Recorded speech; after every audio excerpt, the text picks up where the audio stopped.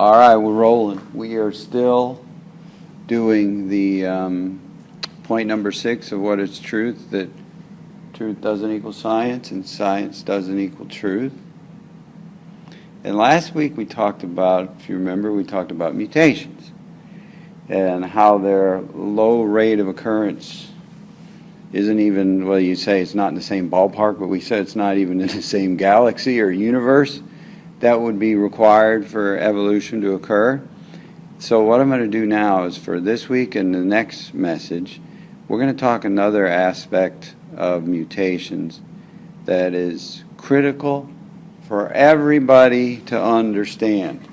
Because, and it's critical for everybody to understand because this is an enormous area of deliberate misconception used by the evolutionists.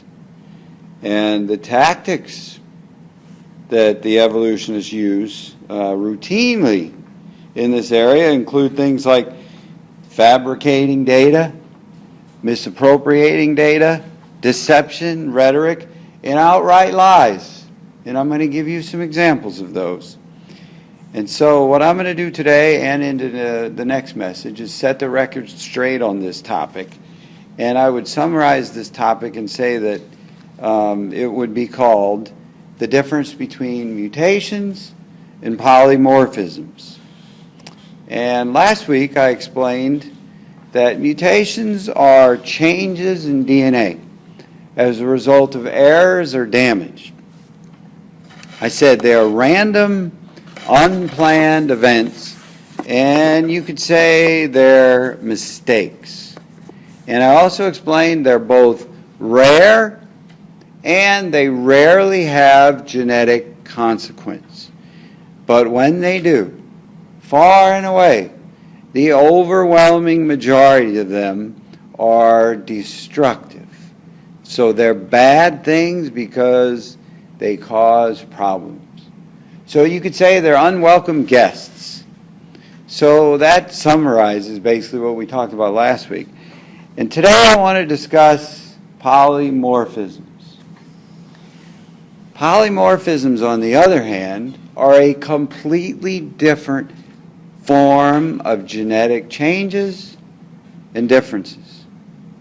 Polymorphisms are slight changes in the DNA of a given gene, and they create different versions of that gene. So it doesn't change the gene, it only changes the version of it. And this is why I wanted to have a box of crayons today. You could use crayons as an analogy for polymorphisms.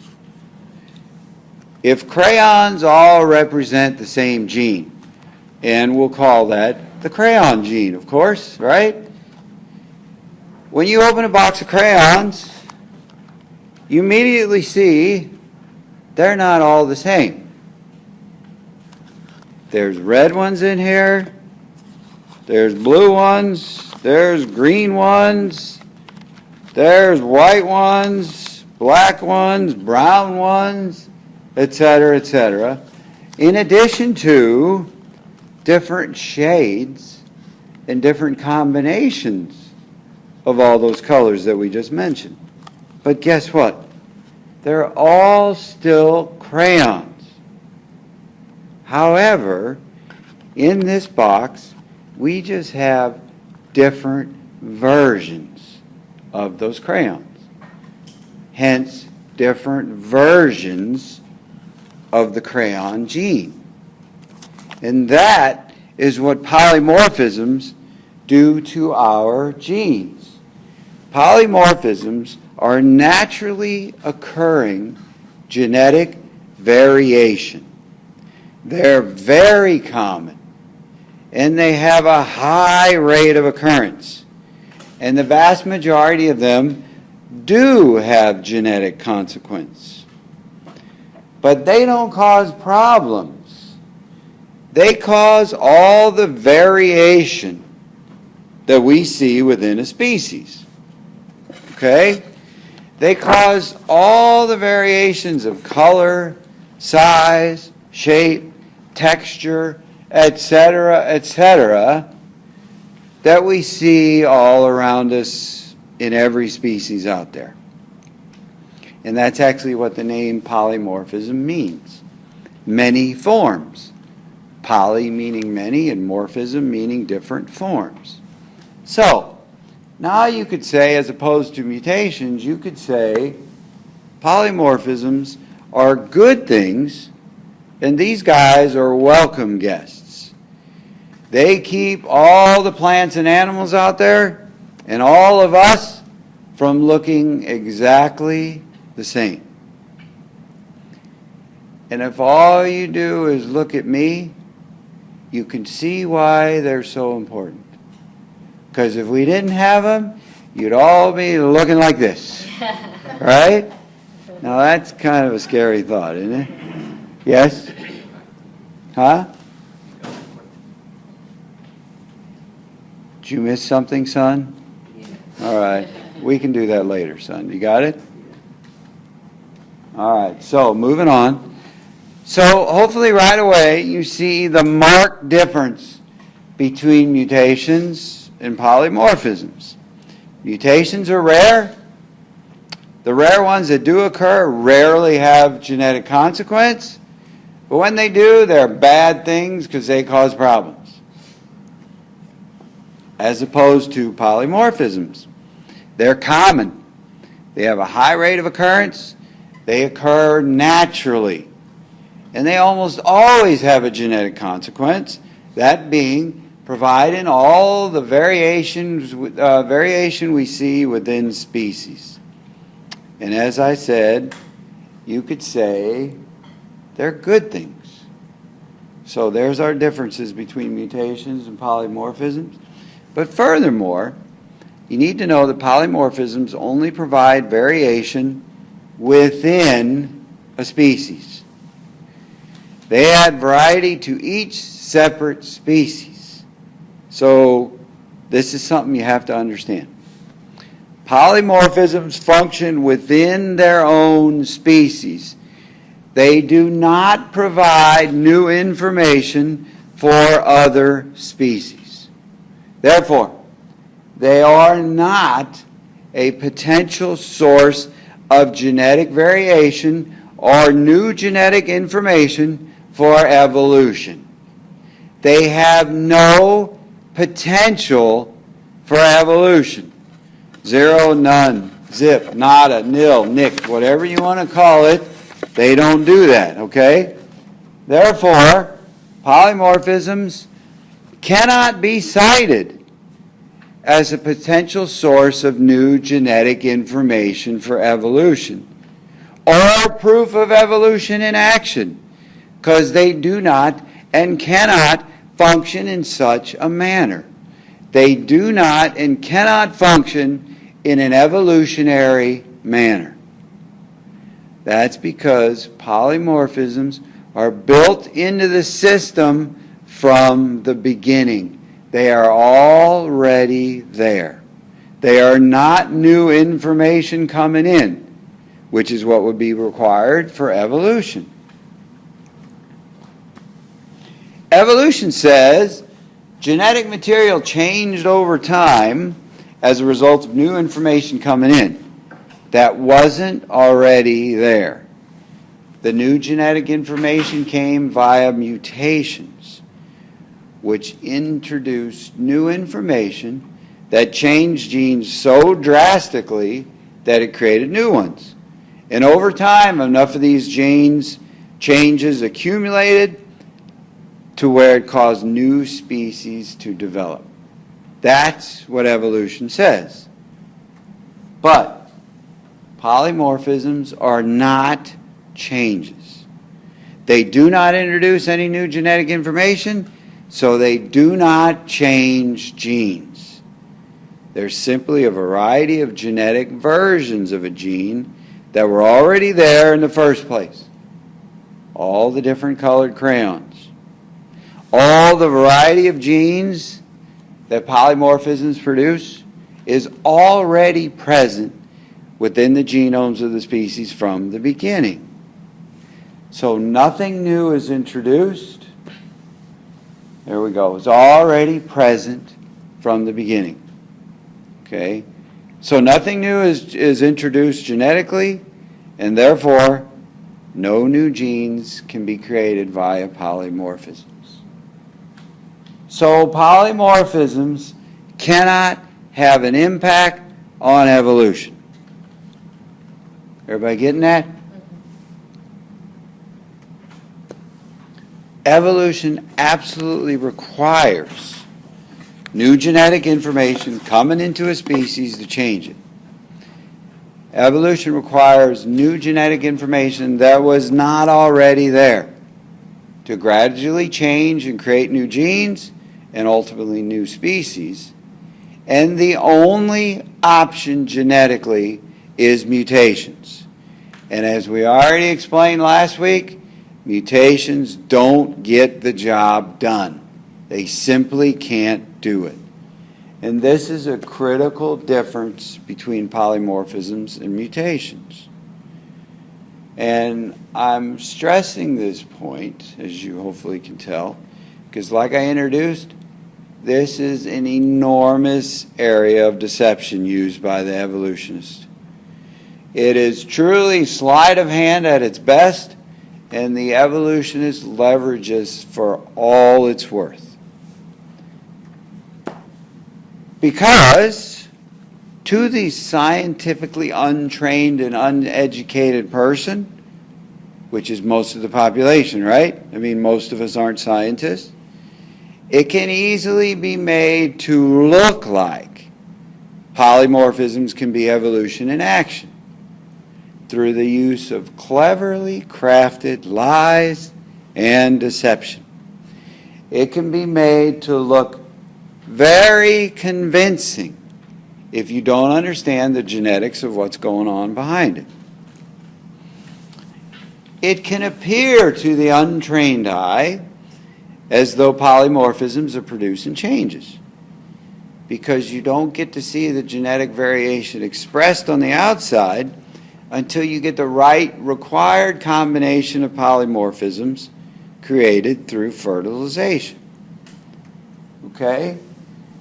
And the evolutionists know that mutation can't account for evolution. Remember, we gave a bunch of quotes to that last week. So what they do is they dress up polymorphisms to make them look like mutations in order to deceive people into believing that they're a genetic force acting in an evolutionary manner. And they do this all the time, ad nauseum, as they say, which makes me sick too. But the fact is, polymorphisms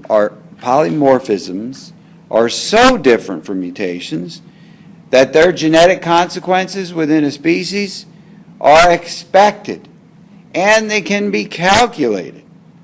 So there's nothing mystical or magical or theoretical about them. Actual polymorphism rates vary depending on the gene and the population that you're examining. Because remember, polymorphisms are the genetic source of variation that causes what gets observed, the differences that gets observed, like the color, texture, height, etc., all those variations.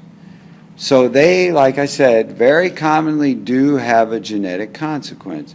And that is their whole purpose, to create phenotypic variation, the variety that we actually see.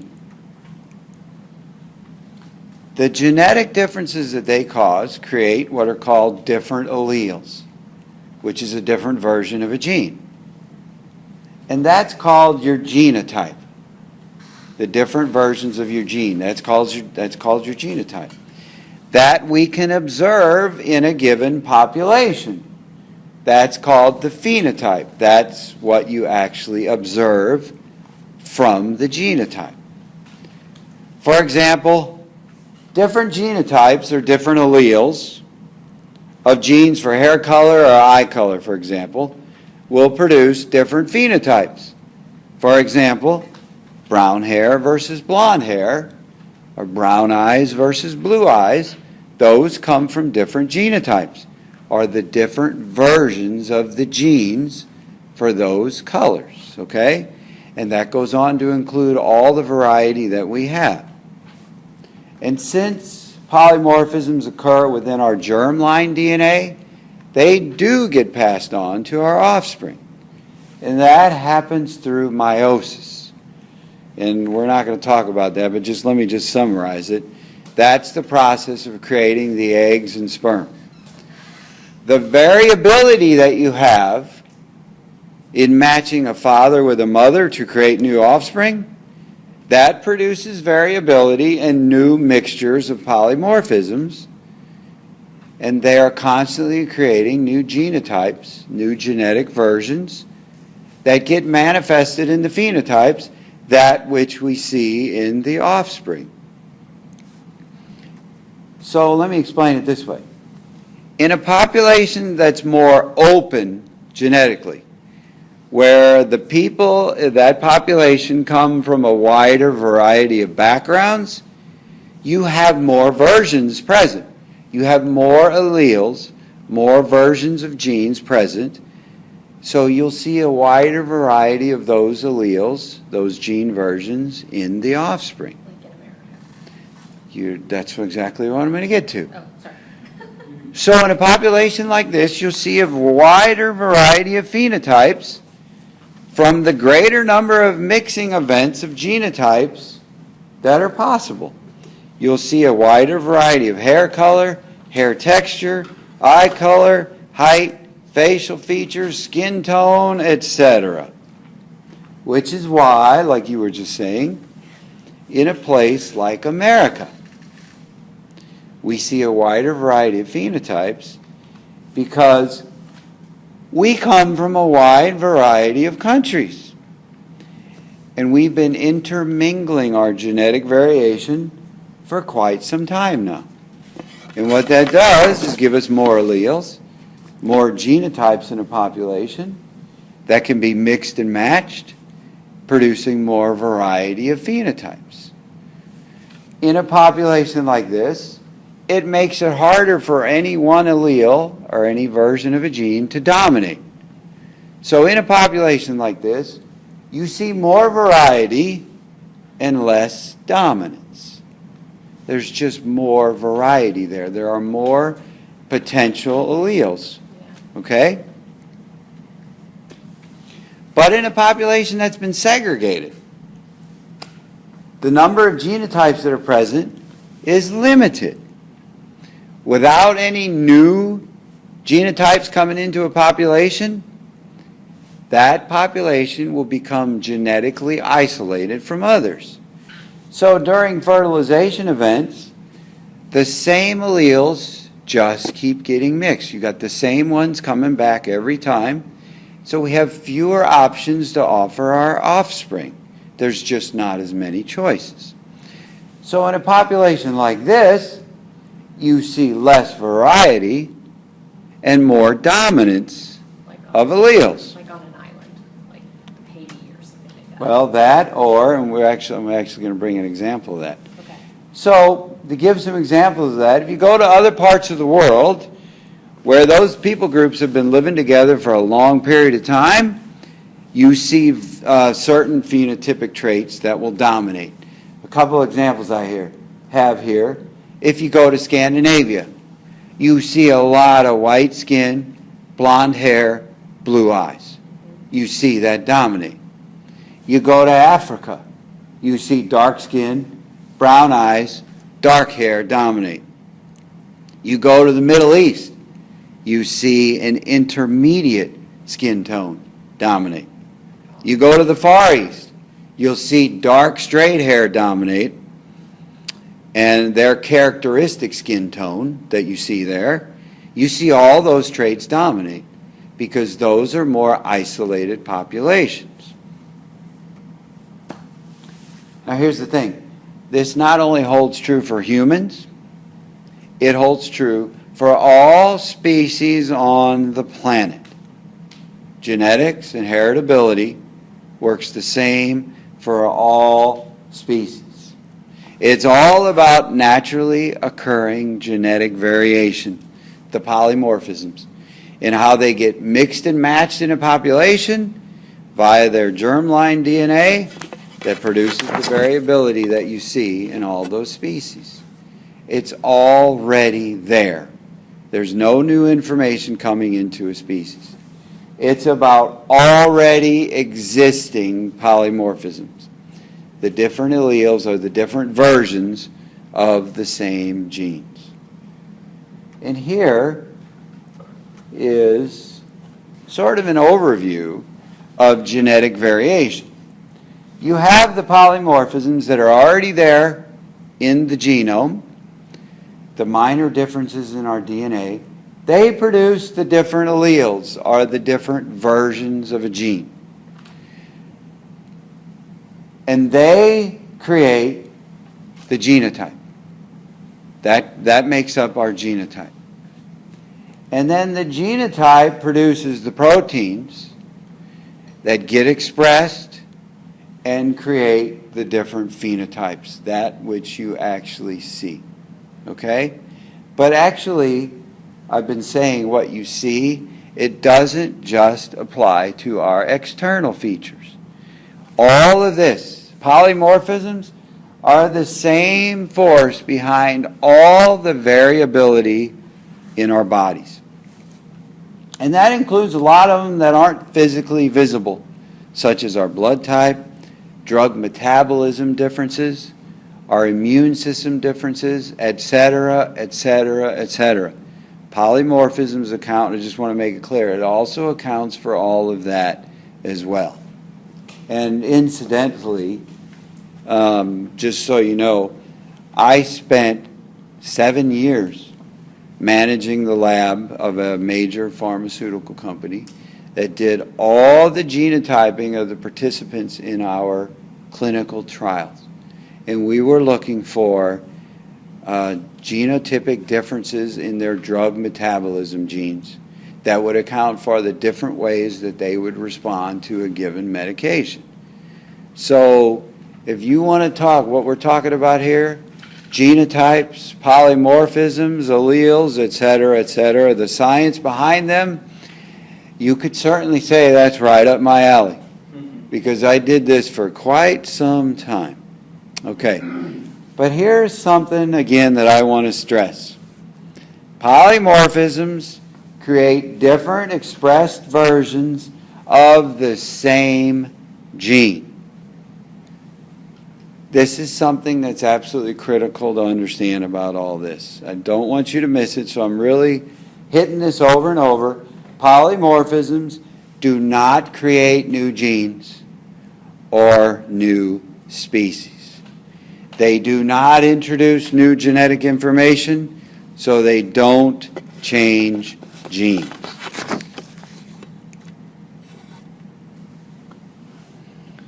As I also said, they're naturally occurring genetic variation that simply gets shuffled around in a population at varying rates and percentages depending on that population that you're examining. So, polymorphisms are not random mutations. So therefore, they don't have anything to do with evolution. They're not a source of genetic variation for evolution. They never have been, and they never will be. So this is something I want you to hang on to and not forget, so that you don't fall prey to all the rhetoric the evolutionists try to dazzle you with. So what I want to do now is give you an example of how they deceive us into making us think that this is evolution in action. And I'm going to go back to a while back. I was watching a TV show on a popular cable network that featured a family of biologists who traveled all around the world investigating various aspects of the natural world. And in this one particular episode, They were investigating a species of lizards. And the lizards were a type of skink. And they were in another part of the world, which I believe, as I recall, was Indonesia. But the location where they were and the species that they're looking at is actually irrelevant with this example because the evolutionists do this all the time. However, I'm talking about this one example. So what they were doing was they were visiting the islands that were in this area, and they were comparing the various color patterns of these lizards from one island to another and from the islands to the mainland. And they were looking at the differences of these lizards, which were all the same species, by the way. And here's what happens. With a lizard in his hand, right? They caught one and he's looking at it. One of the biologists, looking at the color pattern of this lizard that they caught on one of the islands and talking about how it was different from the other islands and different from those on the mainland. Holding this lizard, the biologist says the following: "It's amazing to watch the process of evolution as it's happening." So when I heard that, what I thought was, no, what's actually amazing is that an entire university-trained and educated family of biologists don't have a clue what they're talking about. What's amazing is that university-trained and educated biologists are ignorant of their own subject matter because they don't even understand genetics. Folks, it is laughable that university-trained and educated scientists, like biologists and molecular biologists, that propagate stories like this, don't have a clue what they're talking about. They don't even understand their own disciplines. They clearly don't understand genetic concepts. They don't understand genotypes and the phenotypes that they're expressed as. Because here we have not only educated, intelligent people acting ignorantly, but what we actually have here is educated, intelligent people being both stupid and fraudulent. Because everything they're doing is all rhetoric, misappropriation, and deception. It's all the agenda that the evolutionists are pushing.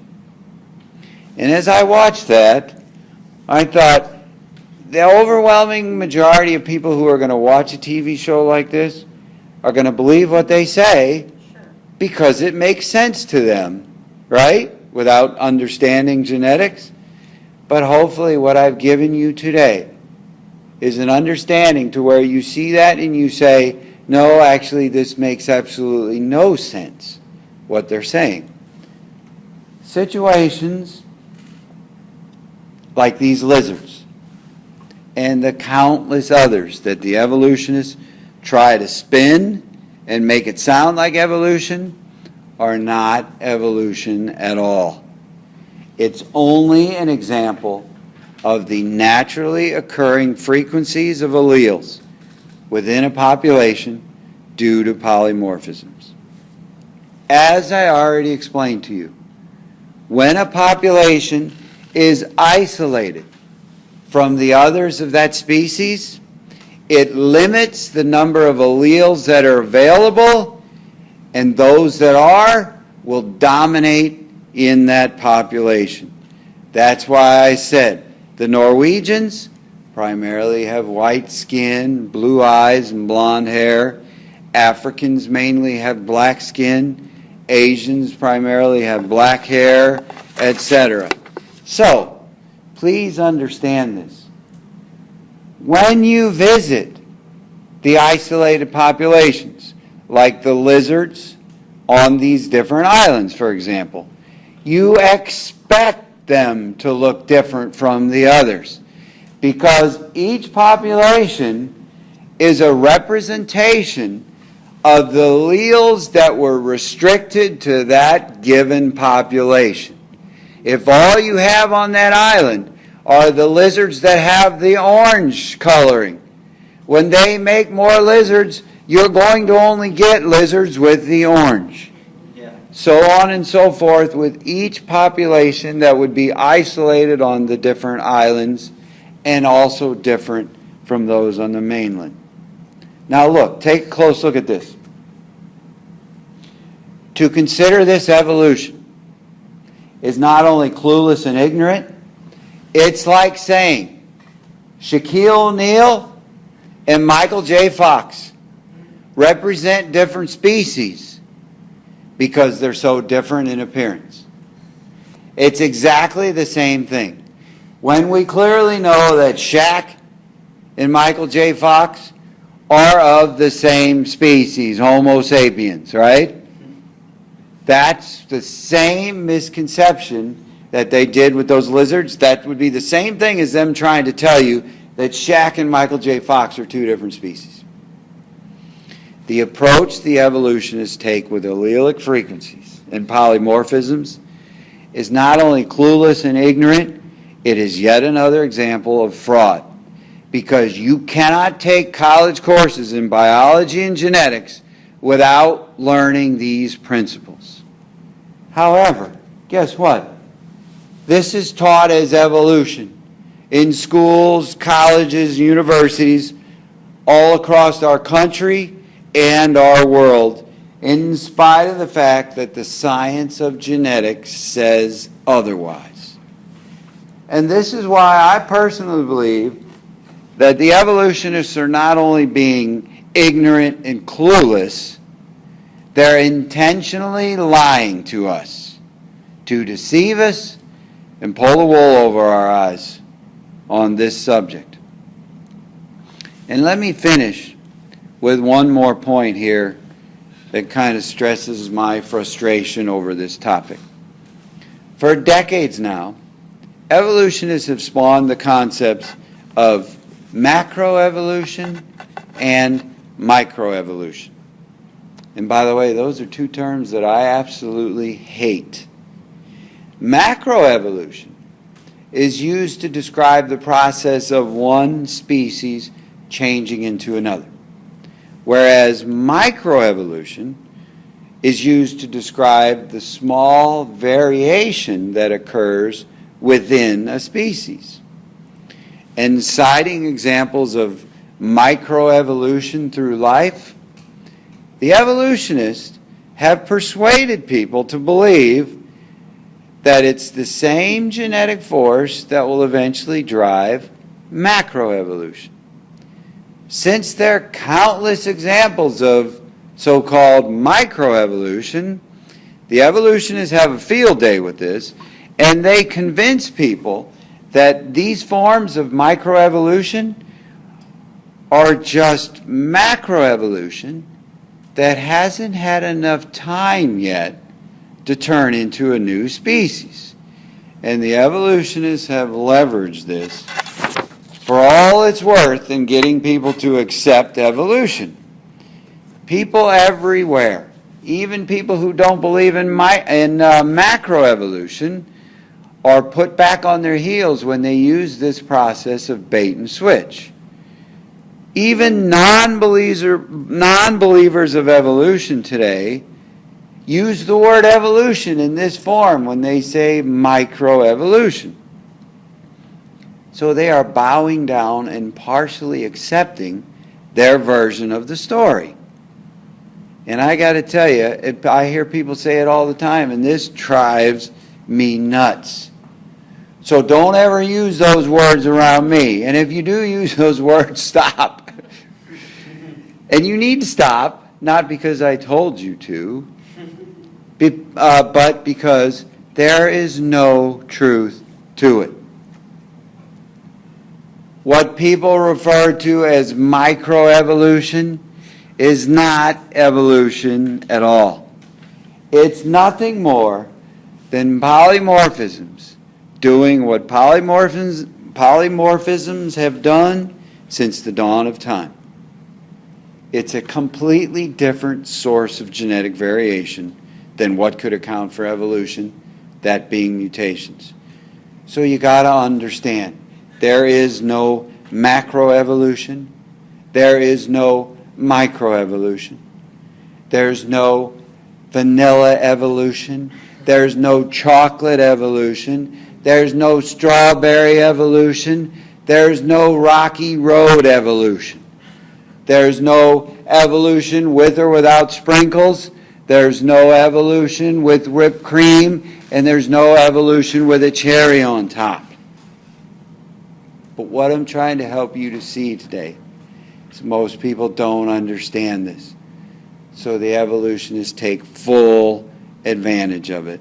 That's why I'm trying to help you understand the truth in this matter. The bottom line, polymorphisms do not and cannot contribute to evolution. They never have, they never will. So please, I don't want you to ever give in to that rhetoric and that kind of deception, okay? That was the point of today. Hopefully you got the point. So I have some more examples of how the evolutionists use their tactics of deception, fraud, outright lying, and that's what we're going to pick it up with next week. I'm going to show you some more examples of how they do this and show you the truth and what's really going on behind the story, okay? So that is going to conclude us for today.